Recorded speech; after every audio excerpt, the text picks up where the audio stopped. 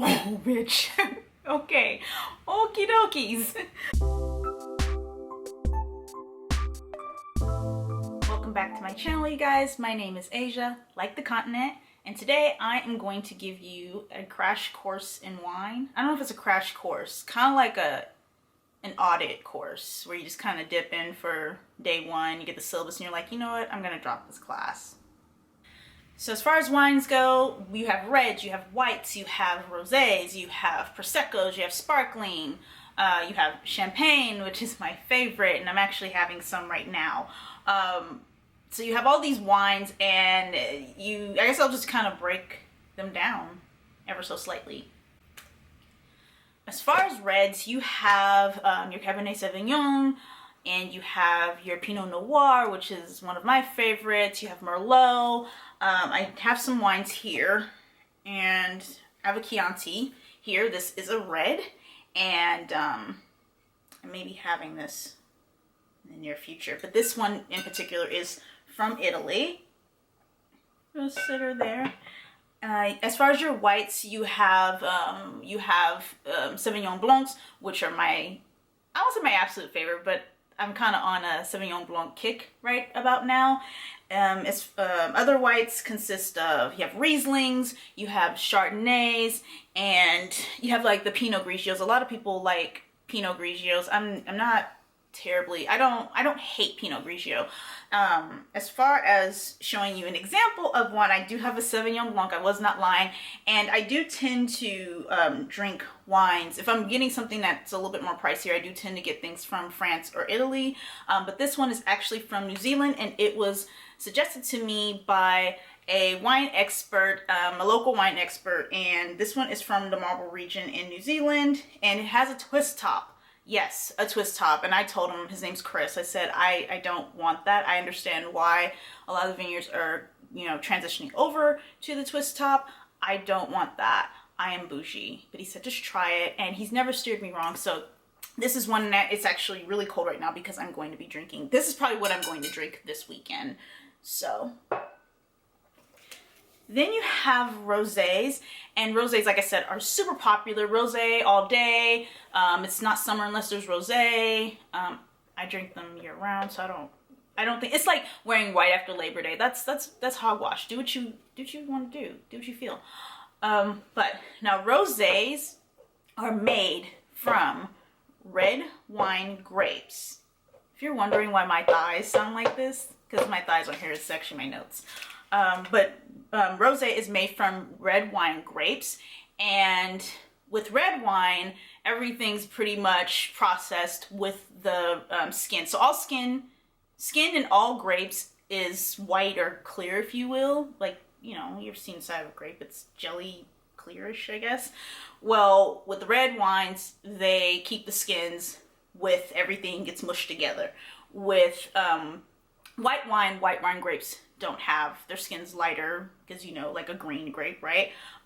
But with rosé, what happens is they allow the red grape skins to stay part of the process for a shorter period of time, so that's why they look pink instead of red, and they're not quite white. And so here is Côte de Provence, and that's where I prefer if I buy rosé. They have so many rosés, but the best to me is from this region, and this is one that I don't think I'm not gonna drink this weekend. I'm lying. I'm about to drink all these. Oh. You can get rosé pretty much anywhere. It's not really region specific. So speaking of region specific, we're gonna talk about my favoriteest of them all, which is champagne. And champagne can only be called champagne if the grapes in the process happens in the Champagne region of France. So basically, what is champagne though? Like, okay, that's cute and bougie and everything, but what does that even mean? Like, what's the difference between that and whites or reds? Is that there's I was gonna say carbon monoxide. We don't want that. There's carbon dioxide in the beverage, and that's what makes it fizzy. And I'm drinking this right now, so it's already open. But this is Moët Chandon, and that I'm just really scared I'm gonna like drop this. The table that this is on is glass. There's plants. I just feel like there's going to be a disaster, and these bottles are quite heavy. But Moët Chandon is a champagne, a true champagne. You have Veuve Clicquot, and that's a true champagne. It can be called champagne. So if you decide to grow your own, your own vines and start your own, champagne company, you can't do it unless you are in the Champagne region of France. Otherwise, it is then called sparkling wine. And sparkling wine, you have all kinds of brands on the market. I have some Chandon here, and this one was actually made in California I don't know if you can even see that. And this one is of a rosé variety, so kind of the same thing I mentioned with the rosé wine. The grapes were left, the skins were left in the process a little bit longer, so you get a little pink tint. So this is just essentially sparkling rosé. Does that make sense? And I'm just really careful with those because those bottles are heavier than wine bottles.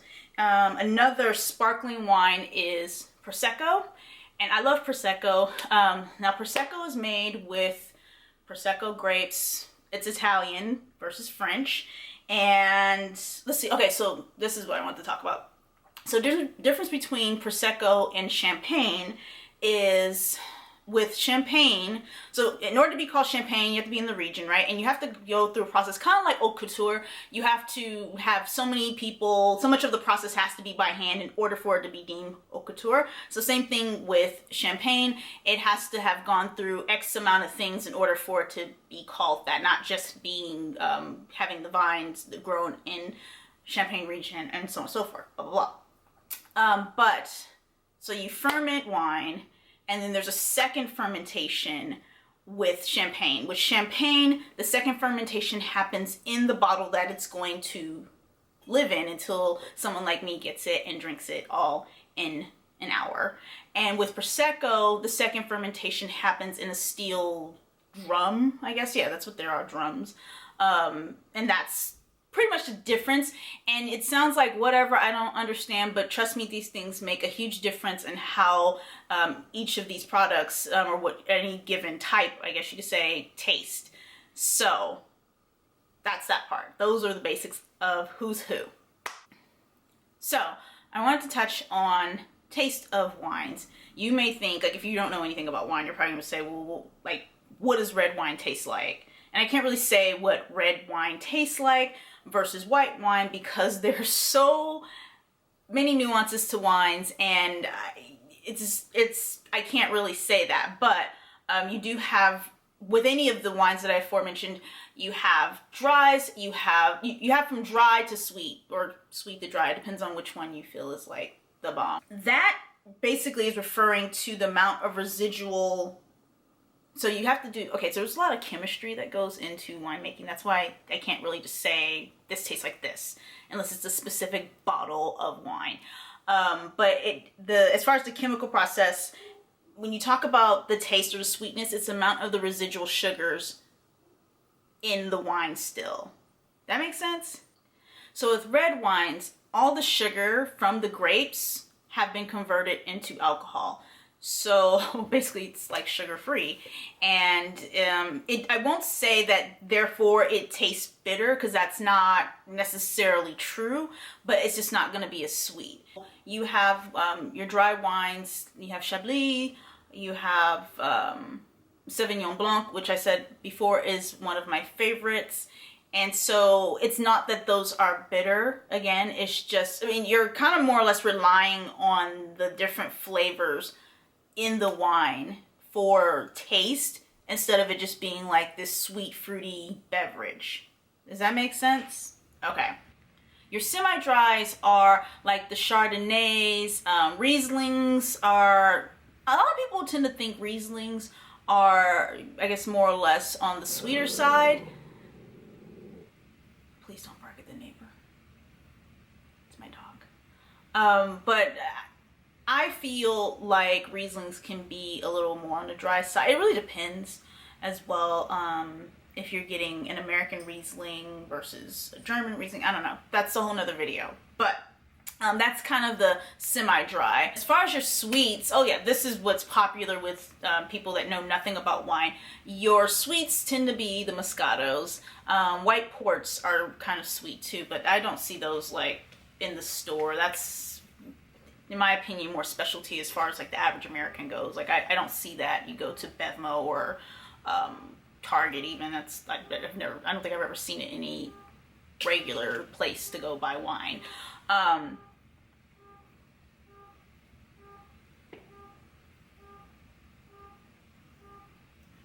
It's like they don't respect my career. So I don't, Moscato's good. I don't care for Moscato because, yeah, I think maybe I do tend to like drier wines. I don't want to drink wine the way I would drink ginger ale. And so, like that sweetness to it and whatnot. It's each his own. I think when it comes to wine, what one person likes doesn't mean you have to like that, or because someone's a wine expert or a pseudo expert doesn't mean, you know, do you. If you like Moscato, drink Moscato. I personally, if you were my friend, I'm going to encourage you to at least get a really good quality Moscato. There's so many really cheapy brands, and it's, to a lot of people, that's what dictates what they think wine is all about, and it's not. It really is not. It's just a really, really small whatever. So take out the snobbery. I mean, do what you like. But those are the wines. Really basic, and yeah, I hope I answered any basic questions you may have. I plan on making some more videos that go a little bit more into detail about wines in different regions and whatnot, because it is something that I love. So thanks for watching. Don't forget to like, comment, and subscribe. Cheeky! Don't forget to like, comment, and subscribe, and share. And what else do you do with these videos?